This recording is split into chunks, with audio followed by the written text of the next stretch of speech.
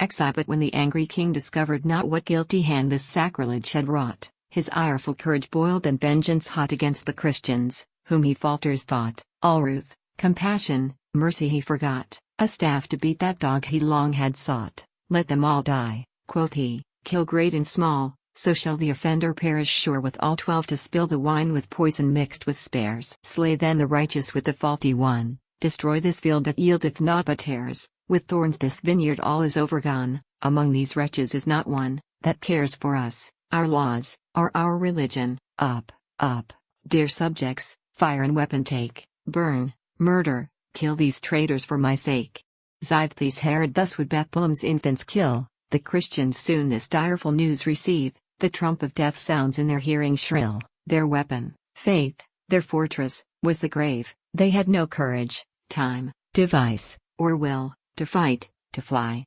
excuse, or pardon crave, but stood prepared to die, yet help they find, whence least they hope, such knots can heaven unbind. Ziv among them dwelt, her parents' joy and pleasure, a maid, whose fruit was ripe, not over-yeared, her beauty was her not esteemed treasure, the field of love with plough of virtue aired, her labor goodness, godliness her leisure, her house the heaven by this full moon eye cleared, for there, from lovers' eyes withdrawn, alone with virgin beams this spotless Cynthia shone but what availed her resolution chaste, whose soberest looks were whetstones to desire. Nor love consents that beauty's field lie waste, her visage set Olindo's heart on fire, O subtle love, 1,000 wiles thou hast, by humble suit, by service, or by hire, to win a maiden's hold, a thing soon done, for nature framed all women to be one's vice. Sophronia she, Olindo hight the youth, both o'er one town, both in one faith were taught, she fair, he full of bashfulness and truth, loved much,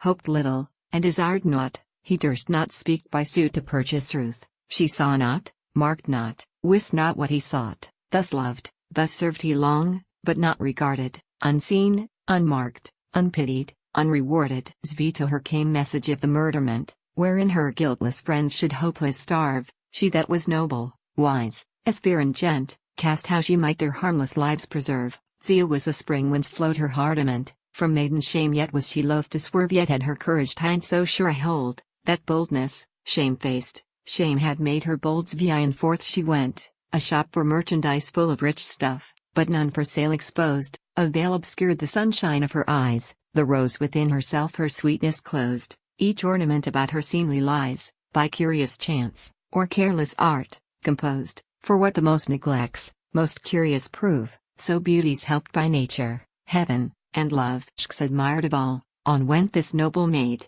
until the presence of the king she gained, nor for he swelled with ire was she afraid, but his fierce wrath with fearless grace sustained. I come, quoth she, but be thine anger stayed, and causeless rage gainst faultless souls restrained. I come to show thee, and to bring thee both, the white whose fact hath made thy heart so wroth. XX her molest boldness, and that lightning ray which her sweet beauty streamed on his face, had struck the prince with wonder and dismay, changed his cheer, and cleared his moody grace, that at her eyes disposed their looks to play. The king had snared been in love's strong lace, but wayward beauty doth not fancy move, a frown forbids, a smile engendereth love,